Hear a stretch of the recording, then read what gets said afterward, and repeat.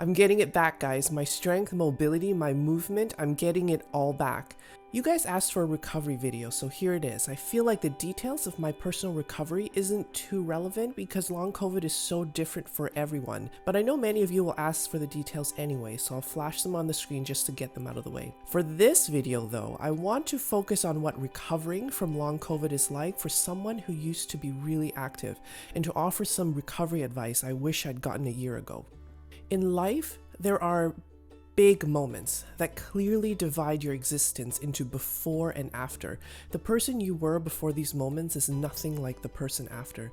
These moments come out of nowhere, hitting you in the face at 100 miles an hour. Emotionally, it feels like you're being flayed into pieces, and everything that might have grounded you or given you solace evaporates into smoke. For me, one of these moments happened when my dad died. Another was long COVID. Yes, long COVID was just as bad as navigating through what was for me a very complicated, very long grieving process. The thing is, I can wax poetic and talk until I lose my voice trying to explain to the people around me what I went through, but they don't really know. The only ones who do are those of you who have gone through or are going through long COVID right now. I would not have recovered so fast without you guys, without all your supportive comments from my last video, without the long COVID Facebook group I belong to, without all the chats and phone conversations I've had over the last 6 months with other long COVID sufferers. As I got to know more of you, I noticed some common themes popping up during our conversations. I mentioned in my last video that I was very active and healthy before the pandemic, and that long COVID stole from me the only thing that had ever filled my heart with joy: movement. This really resonated with many of you. I think there are people who move because they think they have to, and then there are people who love to move, where moving doesn't just bring you joy, but it's a part of who you are at your very core. We feel most at peace when we're moving because all the noise around us fades away and nothing else matters. If you know what I'm talking about, you know, and it's magic. So when you suddenly can't move because of a chronic illness, it's like 1,000 deaths spread throughout little moments, like realizing you can't walk down the driveway anymore when only 6 months ago you were someone that inspired others at the gym. It's seeing the muscles you worked so hard on and the skills you spent so long developing fade away like a dream of a dream. You start forgetting who you are, and the more you try to hold on to who you were, the more sick you get. The worst part of all of this is when you start being afraid of moving. You hit that point where you move right past "I'm too sick to move" and straight into "I'm afraid to move." Long COVID doesn't just take away your movement, it makes you fear something that used to be your everything. Just the other day I cried at the gym, like full on burst into tears, snot messing up the inside of my mask cried. I hid between 2 plyo boxes until I was able to get myself under control. Do you know why I cried? I cried because I had a really good workout. I cried because the loneliness and fear from having suffered through long COVID finally fell away. Loneliness because I'd been a prisoner of this illness for too long.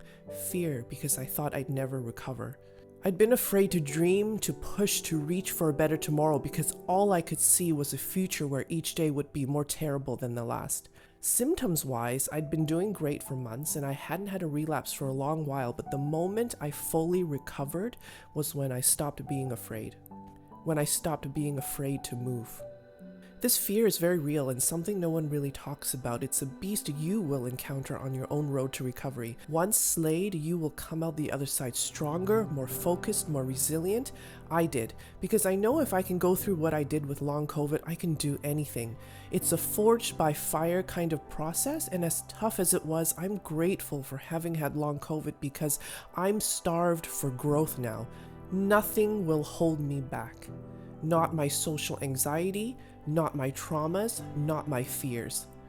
The world doesn't seem so scary when I think of every obstacle as opportunities for growth. Doesn't mean life isn't hard and my heart still races over the silliest things and I worry about rejection and failure, but the choice not to grow is no longer an option. So, as a mover who has come out the other side of long COVID, here's my advice for those of you who are starting to recover but still in the thick of things. 1. People who love to move have this push through the burn mentality. Their focus is on gains, progress, PRs. But when you're battling a chronic illness, you have to set all of that aside. It boils down to what makes your body feel safe at any given moment.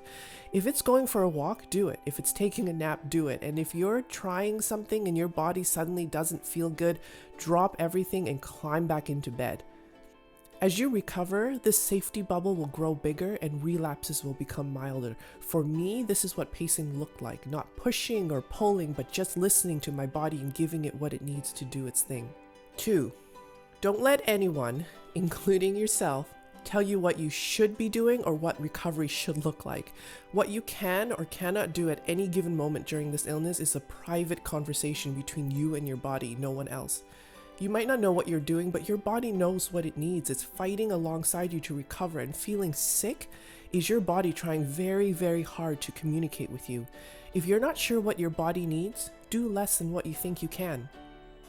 3. Meditation. It not only helps with stress, which can trigger a relapse, but it will give you a safe space with which to reconnect with what has become disassociated and traumatic, your body. There's a series on Headspace called Coping with Cancer that I found useful. Okay, not exactly the same thing, but I did find it beneficial because it helped me to reframe the negative thinking that comes when battling chronic illness. 4. I fell into this trap of catastrophizing everything whenever I felt just a little off. I may be all, the sky is falling because I'm having yet another relapse, but if it's milder than the last one, then that means I am on the road to recovery, period. Which means I will keep putting one foot in front of the other in this journey that may take years. Stay calm and recover on. 5. Fear is not inherently bad, and as shitty as it might feel, neither is being afraid of movement. It's just your brain trying to keep you safe. As you start to recover, you'll do something, worry that a relapse is coming, then find that everything is actually okay and you feel, dare I say it, normal. Over time, this will happen again and again until your brain learns to let go of the fear. Don't overdo it during this time. Don't push through the burn, because part of recovery is easing back into the life you once had by slowly reintroducing what your brain currently perceives as threatening. You wouldn't start squatting your body weight after knee surgery, would you? Same with long COVID recovery. Baby steps today so you can build up to giant leaps tomorrow. 6. You will never be the person you used to be before long COVID. And why would you want to be? Something this big, this devastating will fundamentally change who you are as a person. You will redefine and rebuild yourself as your body physically recovers. This is a good thing, because what's the point of living without personal growth? And finally, thank your body every day for not giving up on you. Right this moment, it is fighting its hardest battle so it can do what it was born to do, to move, to adapt, to grow, to thrive. When you have long COVID, it's easy to think your body is holding you prisoner, but that's not true. Your body is the only one who will always be with you, even if you don't always do your part, even if you don't always give your body what it needs to thrive. During a relapse, it might feel like your body is betraying you. No, your body is freaking amazing for having survived so much for so long. It hasn't given up yet, and neither should you. Share in the comments any recovery tips you think will help others. I might do more long COVID videos if there's interest, but I also have a couple of non-COVID related videos planned, such as how I conquered carpal tunnel after a decade of wrist pain, and also a personal essay I wrote on grief after my dad died. This is a new channel, and your support means the world to me. Thank you for watching.